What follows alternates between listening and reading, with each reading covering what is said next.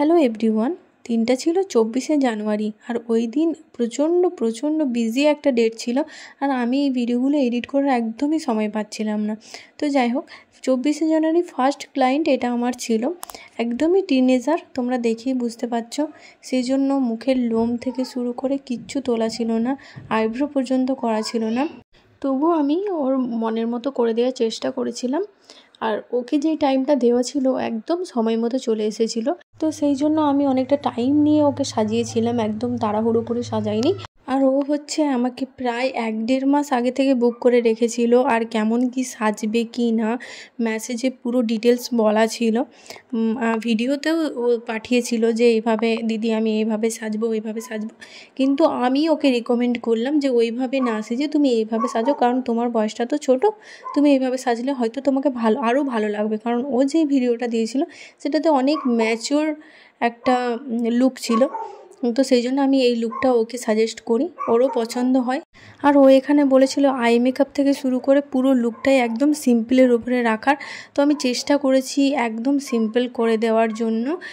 তো আমি ওর কথা মতোই চেষ্টা করেছি যতটা সিম্পলের উপরে আই মেকআপ অ্যান্ড লিপস্টিকটা করে দেয়। ও তো লিপস্টিকটা ওই ডিপ কালারটা পরতে চাইছিল না, তো আমি ওকে বললাম আই মেকআপটা হালকা উপরে করেছো, লিপস্টিকটা অন্তত একটু ডিপ করো।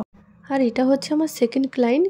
দিদিদেরকে যেই টাইমটা দেওয়া ছিল সেই টাইম মতো একদমই আসেনি, প্রায় 1-1.5 ঘন্টা লেট করে এসেছিলো। তবুও আমি টাইম মতো দিদিদেরকে সাজিয়ে দেওয়ার চেষ্টা করেছি আর দিদিরা একদমই অ্যালাউ করেনি বিফোর ভিডিও নেওয়ার জন্য, সেই জন্য আমার কাছে এই ভিডিওগুলোই রয়েছে।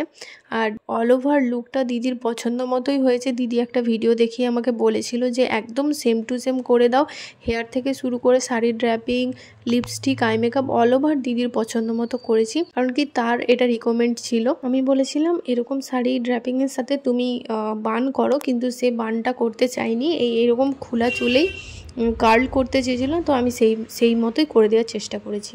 এটা হচ্ছে আমার থার্ড ক্লায়েন্ট আর আমরা একসঙ্গে কলেজেও পড়েছি, স্কুলেও পড়েছি। আর এরই দিদি আমার সেকেন্ড ক্লায়েন্ট।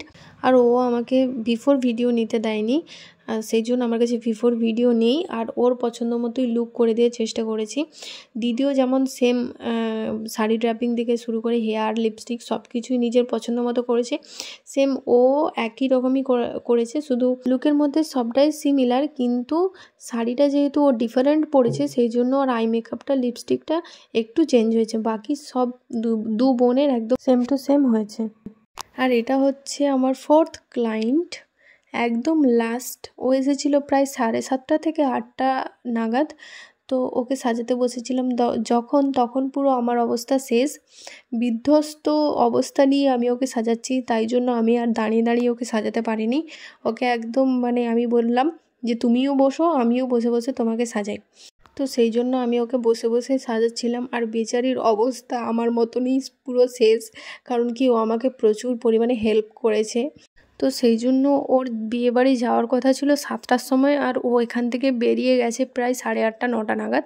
তো ও আমার চাপে প্রায় ওর এত লেট হয়ে গেছে, তবু আমি তাড়াহুড়োর মধ্যে ওকে রেডি করে দিয়েছি, ওর পছন্দ মতোই লুক করে দিয়েছি, ও যেমনটা আই মেকআপ চেয়েছিল তেমনটাই করে দিয়েছি। তো সব লুকগুলো তোমাদের কেমন লেগেছে তোমরা অবশ্যই কমেন্টে জানিও, আর সবথেকে বেশি কোন লুকটা ভালো লাগছে সেইটা অবশ্যই তোমরা জানিয়ে দিও। তো দেখা হচ্ছে নেক্সট ভিডিওতে, বাই সবাইকে।